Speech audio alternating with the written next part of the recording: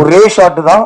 Timing வந்து 15 minutes single டேக்ல performance குரு அண்ணனும் நானும் அதில் பண்ணோம். நீங்கள் அதை பார்க்கும்போது டெஃபினெட்லி இந்த பெர்ஃபார்மன்ஸ் வந்து தமிழ் சினிமாவில் ஒரு அடுத்த கட்டமாக இன்டர்நேஷ்னல் லெவலில் ஒரு விஷயத்த முயற்சி பண்ணியிருக்காருங்கிறது உங்கள் எல்லாருக்குமே தெரியும். பயமறியா பிரம்மை இந்த படம் வந்து எனக்கு வந்து கபாலி அந்த படத்தை பார்த்து என்னை ஃபஸ்ட்டு கூப்பிட்ட நபர் வந்து நம்ம டைரக்டர் கபாலி, ராகுல் கபாலி அவங்க தான். ரீசன் என்னென்னா, எனக்கு வந்து இந்த படம் வந்து கால் பண்ணி அவரோட ஆஃபீஸ்க்கு வர சொன்னாங்க. நான் அவரோட ஆஃபீஸ்க்கு நான் போகும்போது அவர் பேசிக்கலி ஒரு பெயிண்டர், இன்டர்நேஷ்னல் பெயிண்டர் அவர் பேசிக்கலி ராகுல் சார். அவர் தான் அந்த ஆர்ட்லாம் பண்ணியிருக்காங்க, நீ வெளியில் பார்த்துருப்பீங்க. அந்த போஸ்டர் டிசைன்ஸ் எல்லாமே மோஸ்ட்லி அவருடைய கைவண்ணம் தான். ஸோ அவர் வீட்டுக்கு நான் போகும்போது பிகாசோவோட ஆர்ட் மாதிரி அவருடைய வீடே வந்து டோட்டலாக கலர்ஃபுல்லாக இருந்தது. ஸ்கிரிப்ட் கொடுத்தாங்க, படித்தேன். படிக்கும்போது எனக்கு தெரிஞ்சது டெஃபினெட்லி இந்த ஸ்கிரிப்ட் வந்து ஒரு யூஸ்வலாக உள்ள தமிழ் மூவியில் வந்து இருக்கிற ஜேனரை விட்டு இது வேற ஒரு ஜேனரில் அவர் வந்து கொண்டு போயிட்டு இருக்காங்கிறது தெரிஞ்சுது. ஸோ படித்து முடித்த உடனே பெர்ஃபார்மன்ஸ் பண்ண சொல்லி ஒரு சின்னதாக ஒரு டெஸ்ட் எடுத்தாங்க. அந்த பெர்ஃபார்மன்ஸ் வந்து நான் கொஞ்சம் செட்டில்டாக பண்ணேன். செட்டில்டாக பண்ணும்போதே அவர் சொன்னார், விஸ்வன் சார் நான் உங்களுக்கு வந்து மெயினாக அந்த கேரக்டருக்கு நான் மெயினாக கூப்பிட்டதே வந்து கபாலியை பார்த்து தான் கூப்பிட்டேன். கபாலியை நீங்கள் தலைவர் கூட வந்து ரொம்ப கலகலகலன்னு பண்ணியிருந்தீங்க, சேம் பெர்ஃபார்மன்ஸ் எனக்கு இதில் தேவைப்படுது அப்படின்னாரு. ஸோ டே 1 நான் அந்த ஷார்ட்ல வந்து ஜெகதீஷ்ங்கிற ஒரு கதாபாத்திரத்தை கூட அந்த கேரக்டர் வந்து என்னுடைய கேரக்டர் வந்து டிராவல் ஆக போகுது.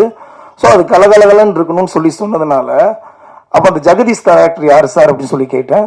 அது ஒரு பெரிய பெர்ஃபார்மர் வர்றாரு அப்படின்னு சொல்லி சொன்னாங்க. டே 1 அந்த ஸ்பாட்டுக்கு போன பிறகு தான் தெரியும் அது வந்து நம்ம குரு சோமசுந்தரன் அண்ணா. ஸோ அந்த மாதிரி ஒரு ஜாம்பவான் சார் கூட நான் நடிக்கும்போது எனக்கு உண்மையிலேயே ரொம்ப ஹாப்பி. டே 1 நான் எப்பவுமே மோஸ்ட்லி ஒரு டேக் 2 டேக்கில் நான் ஓகே பண்ணிடுவேன், எந்த ஷார்ட்டாக இருந்தாலும் ஓகே பண்ணிடுவேன். ஃபஸ்ட்டு டே ஃபஸ்ட்டு ஷாட் போச்சு, பாண்டிச்சேரியில் எடுத்தோம். ஒரு செட்டுக்குள்ளே ஃபஸ்ட்டு ஷாட் பண்ணி முடிக்கும்போது கரெக்டாக ஒரு 5.5 மினிட்ஸில் கட் சொன்னார். சிங்கிள் டேக்கில் எடுத்தாங்க அந்த ஷாட்.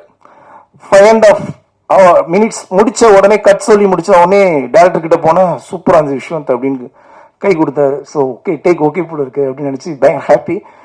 சோமனை டீம் கூப்பிட்டு கேட்டாங்க. சோமன் எப்பவுமே வந்து 1 or 2-3 டேக்ஸ் வந்து எப்பவுமே தி பெஸ்ட் கொடுக்கணும்னு நினைப்பாங்க, அது எல்லாருக்குமே நமக்கு தெரிஞ்சது ஆல்ரெடி.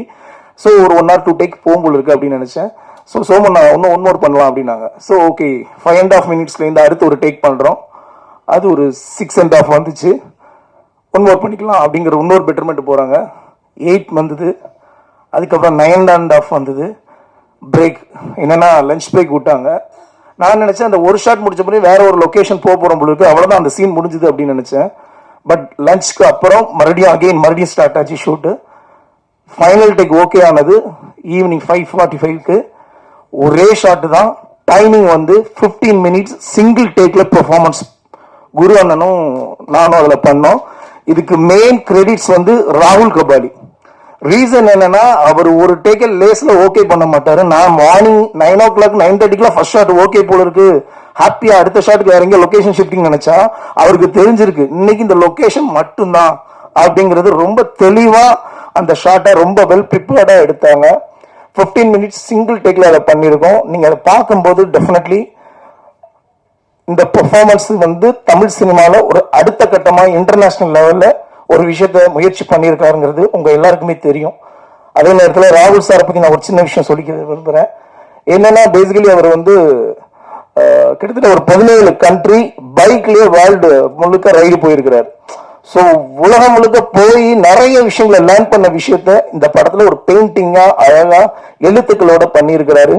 இந்த மாதிரி ஒரு நல்ல படத்தில் நான் இருக்கிறது எனக்கு ரொம்ப ரொம்ப ரொம்ப ரொம்ப ஹாப்பி. அதே நேரத்தில் ஜாம்பவான் குரு அண்ணன் சிங்கிள் டேக்ல எந்த விஷயத்தையும் லேஸ்ல எடுத்துக்க மாட்டாங்க. பெட்டர்மெண்ட் கொடுத்தாலும் ஃபைனல் டேக்ல உலகமே பேசுற அளவுக்கு ஒரு பெர்ஃபார்மன்ஸ் கொடுப்பாங்க. ஸோ அவர் கூட நான் டிராவல் பண்ணது ரொம்ப ரொம்ப மகிழ்ச்சி. அண்டு ஹீரோ ஜெகதீஷ் சார் ரொம்ப நல்ல ஒரு பெரிய லெவல்ல வரக்கூடிய ஒரு நபர் அவர். ஏன்னா எல்லாருக்கும் முதல் படமே இந்த மாதிரி ஒரு நல்ல வாய்ப்பு கிடைக்காது.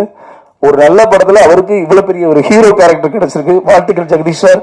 அண்ட் இன்றைய விழா நாயகன் கே. வாழ்த்துக்கள் சார், சூப்பர் சார், கலக்கிருக்கீங்க. மியூசிக் சூப்பராக இருந்தது, உங்கள் சாங் டிஃப்ரெண்டாக இருந்தது. நான் யுத்தம் சொல்லி உங்கள் ஃபேன், அதே படத்தில் நானும் பண்ணியிருக்கிறேன். அட் சேம் டைம் இங்கே வந்திருக்க எல்லாரும் இந்த படத்தை பாருங்கள். ரொம்ப ஒரு பாசிட்டிவான ஒரு விஷயத்த உங்கள் எழுத்துக்கள் மூலமாக எழுதுங்க. தேங்க்யூ, மகிழ்ச்சி.